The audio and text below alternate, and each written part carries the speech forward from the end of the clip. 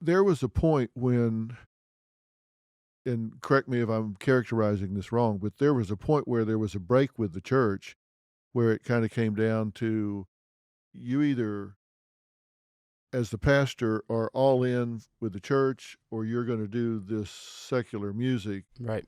So there was a break. He lost his job. He Yeah. lost his church. He lost his Yeah. congregation. He lost the parsonage. He lost everything. Yeah. There was There was a pain moment there. where things kind of all happened bad for us as a family at the same time. The record label that we were a part of, Columbia Records, dropped us as a band. Mhm. Our dad lost his job, and this all happened probably in the same 3-4 months. People at the church were petitioning to get our dad to leave or be fired, and these rumors were starting to kind of swirl that he maybe was taking money from the church. And more so, the biggest issue for them, I think, was the fact that he was putting his attention on his family over the church. And it really made this divide happen between us. The thing to understand too is in a church setting, it's not as simple as just losing a job, which is already a horrible thing. Right. It's highly embarrassing, and when there's untrue scandal attached to it, I think it adds another layer of complications and Right. relationships. Pastor and his wife and family really minister to the church, and that means everything from taking the phone call at 4 a.m. to show up and be there after a terrible thing's happened. It's bedside manner, but all the time, and showing that love and care. So to have some of these people then turn their back was really painful for our parents and for us. And for us, because we had like friends, that was our friends growing up. Right. Right. We spent more time at the church than school when we were growing up.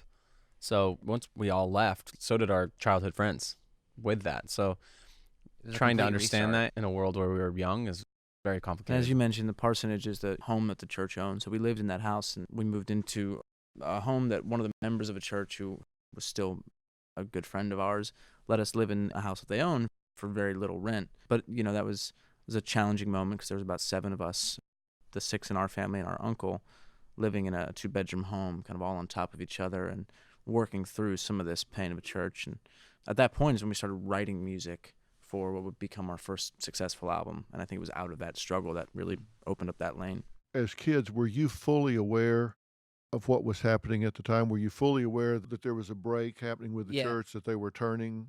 Yeah, I think they. I was for sure because You were I was older. I was older, and I had friends, even in the high school that I was attending at the time that attended our church, and they'd be like, "So I heard this and I heard that, and are you guys leaving?" And it was always like we have to be careful at the time about MySpace, right? I remember one of the big things, which was really funny. My father was almost getting in trouble for the fact that we had a social media page, right, where these people could comment and girls could say whatever they want, and that was a problem. And he said to the board and other people, like, every church in America will have social media within the next 2 to 3 years. Never gonna happen. So obviously that's not the case. But the reality of the fact is I saw it firsthand. I saw a lot of the pain for my mom and dad in that. Did you guys know it as well?